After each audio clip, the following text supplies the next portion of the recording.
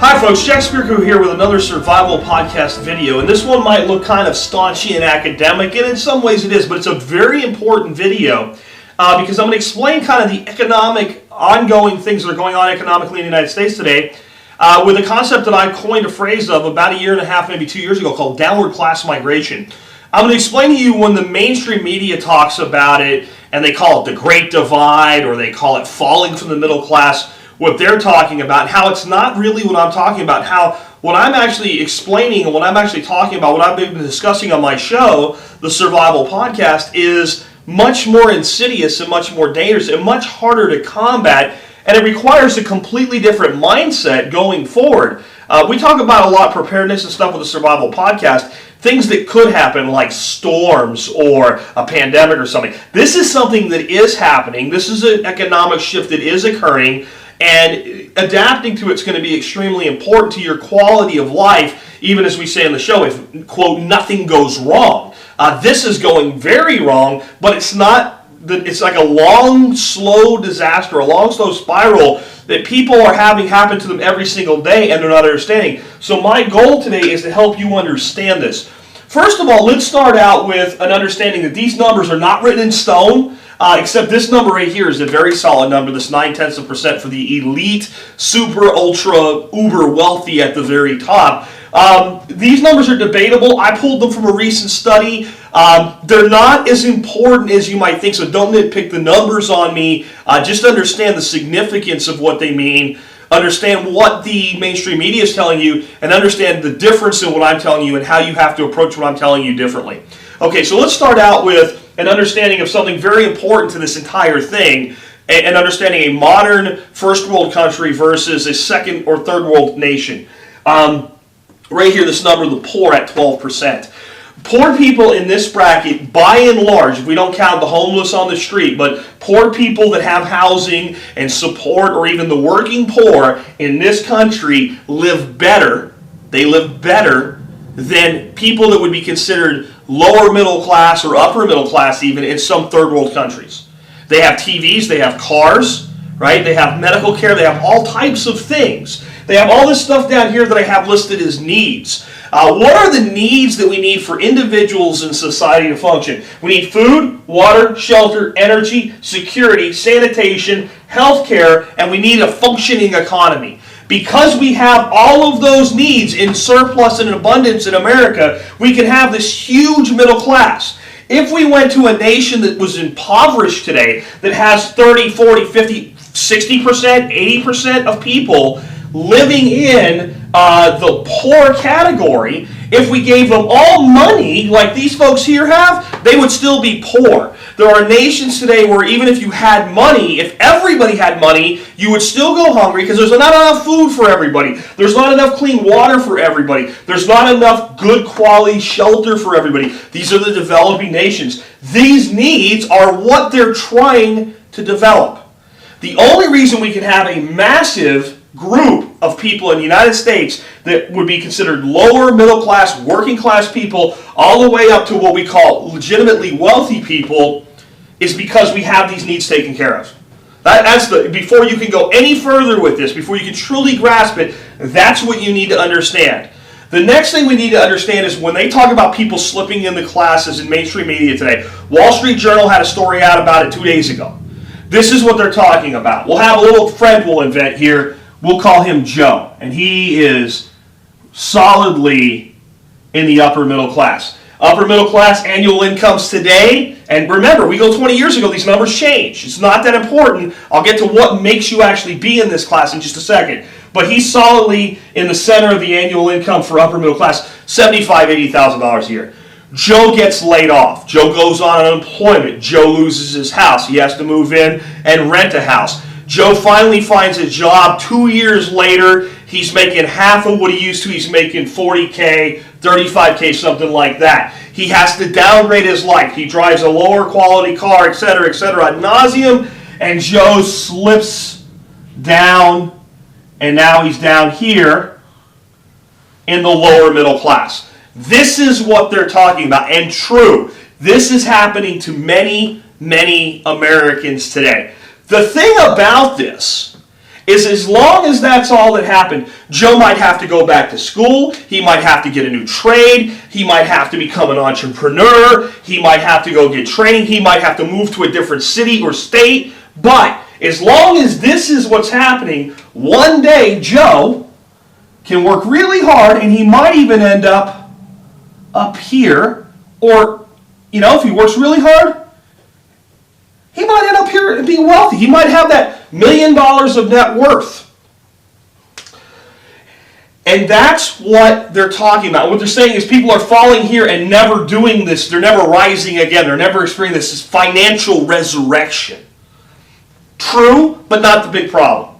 To understand the big problem, we have to again focus on the fact the real middle class is like 88% of the population. The poor, the real middle class, and the wealthy are 99% of the population. So you can almost say that today, people down here in the poverty class, and I know if you're here, this is hard for you to accept, people down here in the poverty class live a lifestyle that is very similar to a lot of people in the lower middle class. Whether it's through government support or whether it's through just creativity. But because the nation has the needs taken care of in abundance, and whether it's there's plenty of food, water, shelter, energy, security, sanitation, health, and economy in the United States today, they do okay. They don't do great, and that's good that they don't do too well, because you want people to want to move up in this system. So the 99% that the Occupy Wall Streeters are talking about, if they're true to their word, which I don't know that they are, it includes the wealthy. It includes millionaires. It includes multimillionaires. The only people it doesn't include, if we're going to say a real 99%, are these jackasses up here. Now let me tell you who these people are. These are people like the Rothschilds and the Rockefellers. These are the financiers. These people do not borrow money. They don't even loan money. They create money out of thin air and sell it into the system. These people are born here. There are people that migrate up into this layer from an income standpoint.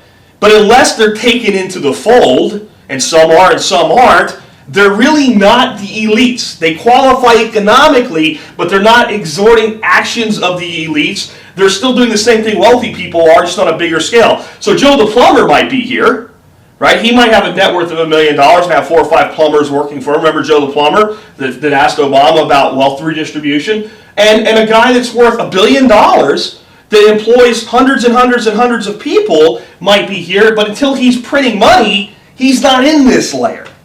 That might be hard to understand, but just understand that all the money in circulation today is debt. It's loaned into existence, and these people are the ones that do it. These are the bankers. And these are not your buddy down at that you go to as a loan officer down at Bank of America. These are the people you never see, you never hear about. There's the 1%, and actually they're 0.9%. Now, what that allows is everybody else in here with this needs quotient to assemble it into what actually defines where you are in the class structure. This number is far less important than these definers are. The definers of where you fit in the class system really are where do you live? What kind of house do you have? What kind of car, truck, transportation systems do you use and have?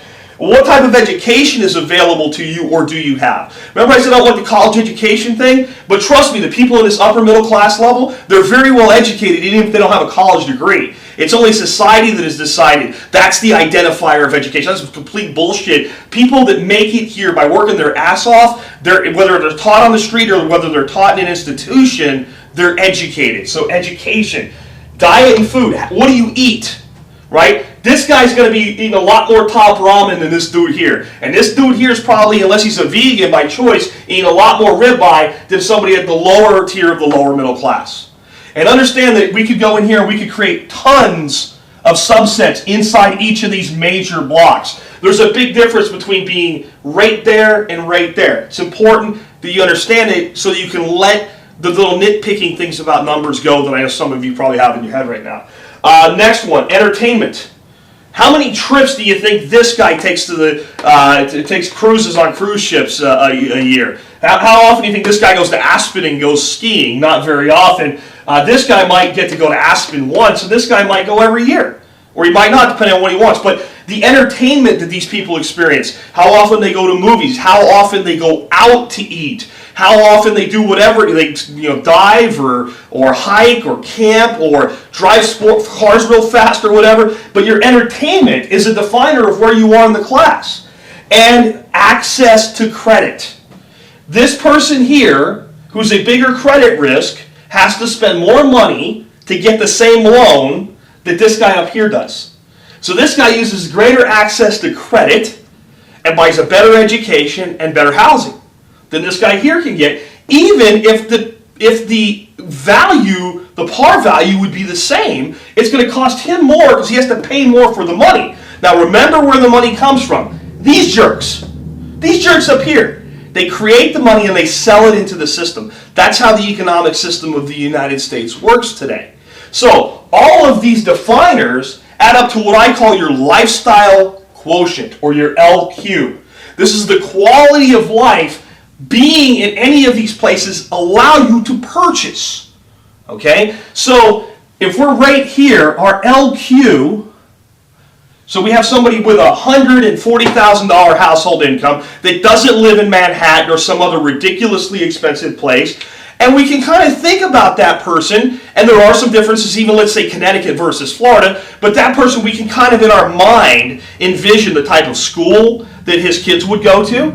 We can envision the kind of cars that they might drive, the type of associations and organizations that they might be part of. We can envision what that person looks like.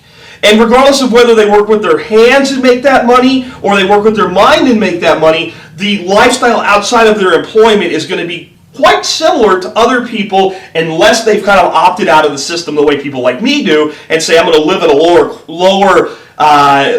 quality of life in the mind of others, but a higher quality of life on my own, and I'm going to save more of my reserves. Very few people do that, though. We know. So if we have somebody with a lifestyle quotient right here, in the dead center of the lower middle class, somebody with about $30,000, $40,000 a year in income, we can kind of see what they're going to do. They're going to drive a car that's a few years older. If they buy a new car, they're going to hold on to it a little longer. They're going to buy the Kia versus the BMW, right? Their kids are going to go to an okay school, but not one of the top schools, right? So we understand how this works.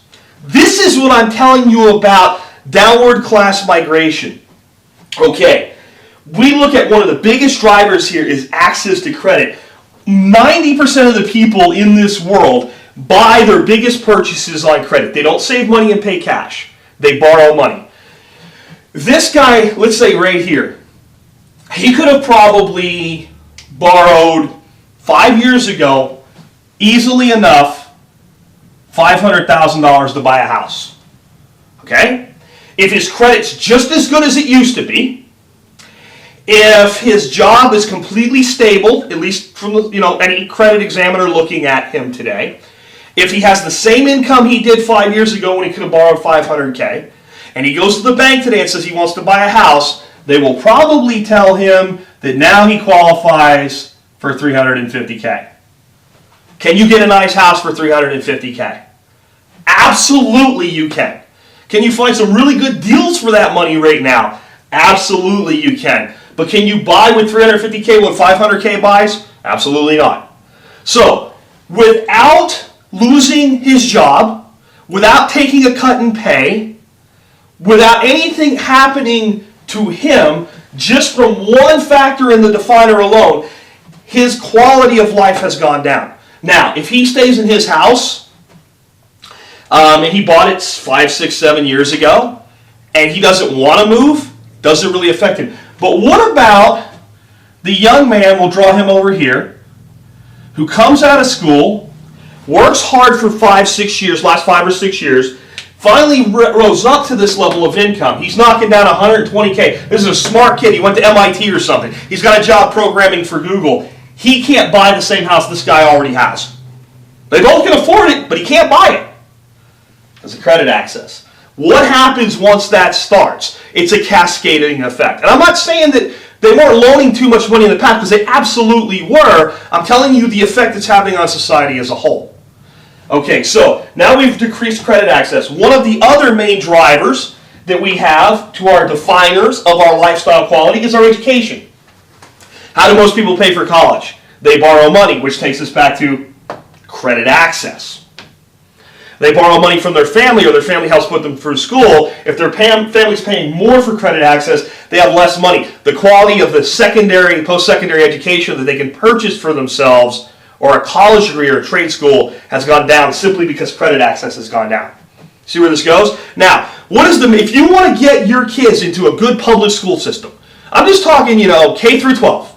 You want them in the best school system you can get them in. What's one traditional way that Americans have made sure their kids go to a good school? They go to a high-quality neighborhood. They're willing to pay the extra property taxes and cost of the school because they have a better school system there. How do they buy the house? They buy it with credit access. So one of the definers of our class structure is what kind of education can we purchase for ourselves and for our children. And we purchase that education for our children. If we're not up here and we can't afford private school tuition, we choose it based on the school districts that we live in. So yet another thing has fallen. Now we go to our cars and trucks. How do most people pay for their cars and trucks today? With credit. With credit.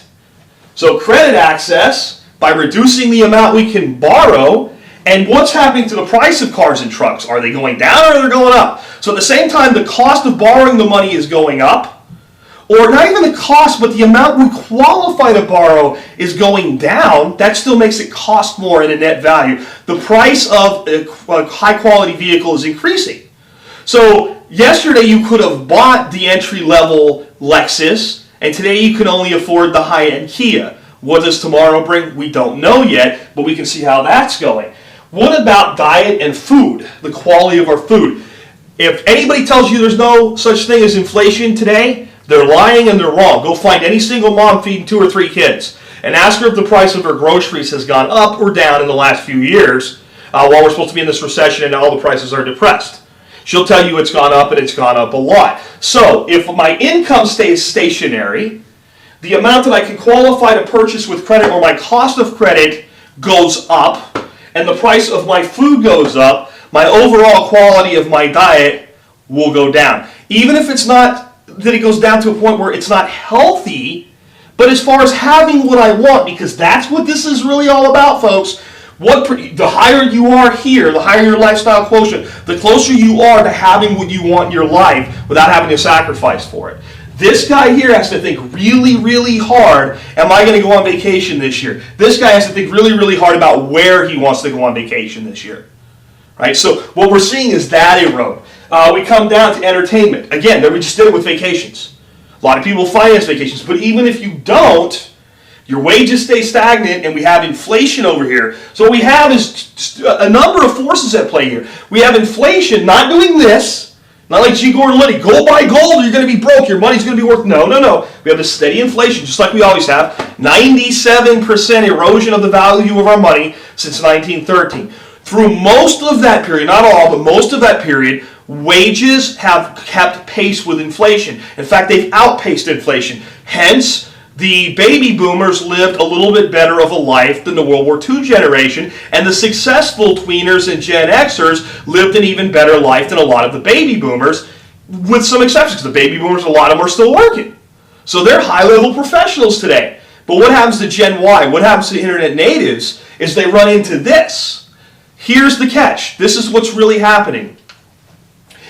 What's happening is, let's say we've got this lifestyle quotient here, dead center of the middle class. Even if our buddy that's living the lifestyle quotient, this is what drops. What 33 or 50 or 70 or $80,000 actually means is going down. The wages are stagnant and the quality is falling. It's not Joe falling from one class to the other.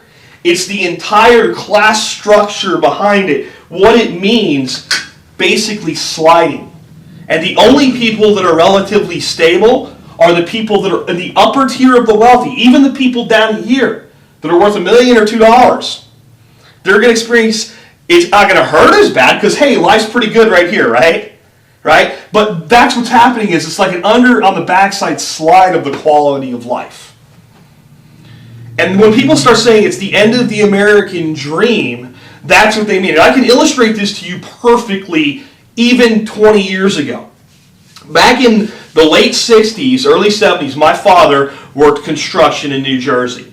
He worked very, very hard, and within a couple of years, he rose up to a level that you would call like a superintendent of a construction crew. So he ran several crews and basically a division for a construction company.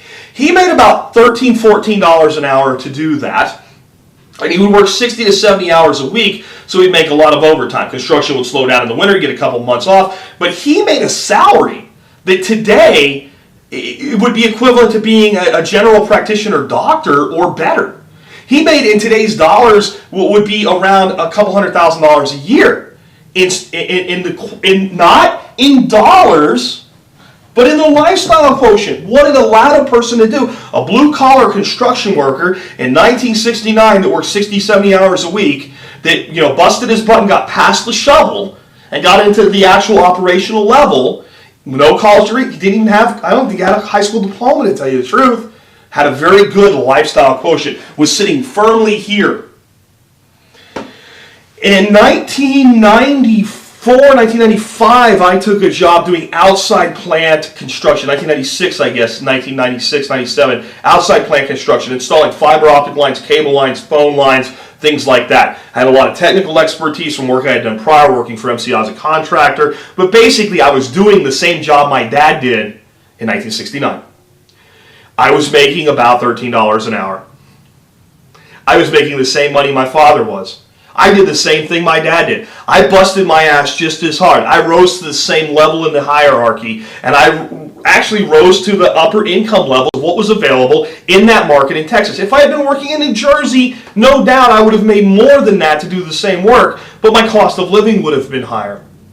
But there's no doubt that my efforts back then had me sitting here, top level of the lower middle class, with the 60, 70 hours a week of overtime.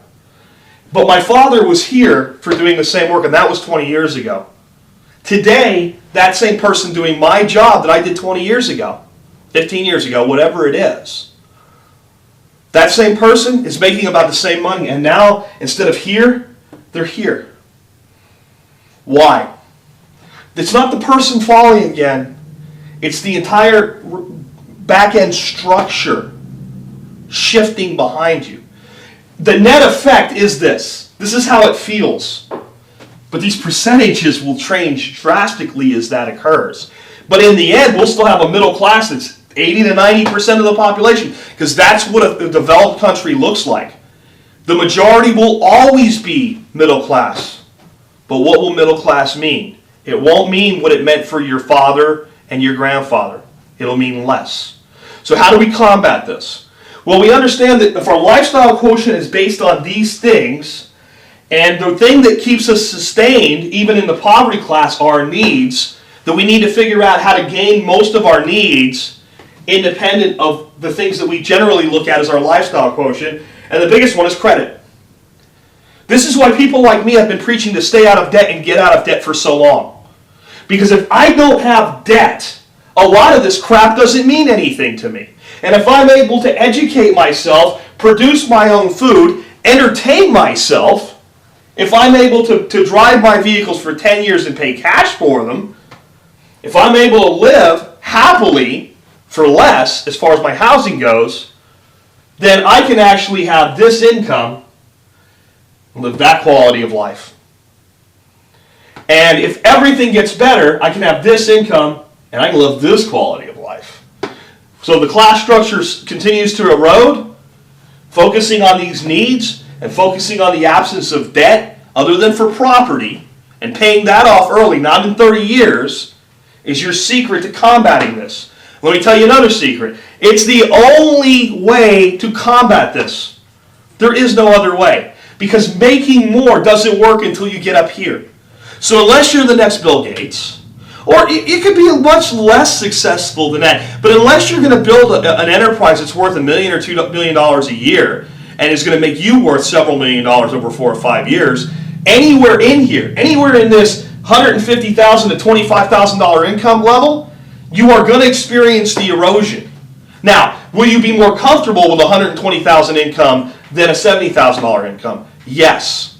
But the $120,000 income will become less comfortable tomorrow than it is today. That's what's really going on. So it's up to you now. It's up to you to figure out what you want to do. But when you hear about people falling from the class structure, realize how much more insidious this is. And realize that our young people that are part of movements like Occupy Wall Street, that are coming into this system today because they have to take care of their primary need, housing, with credit access, are experiencing this phenomenon, or it could be 200 down to 150, or it could be 150 down to 75. Doesn't matter where you are, everybody experiences the erosion, and it hurts them more because Tom might just decide he's happy in his house and doesn't need to move. As long as he doesn't lose his job, as long as he stays stable, he can fake it till he makes it through this erosion. New people coming in, it's like an antlion den. They're fighting their way up the side of the hill and it's caving in on them. It all comes down to this, guys. Stay away from debt. Stay away from debt so you only have to take the debt that you absolutely need to provide the biggest needs that you have in your life. With that, this has been another Survival Podcast video with Jack Spirko. Hope you enjoyed it. Please share this one with your friends.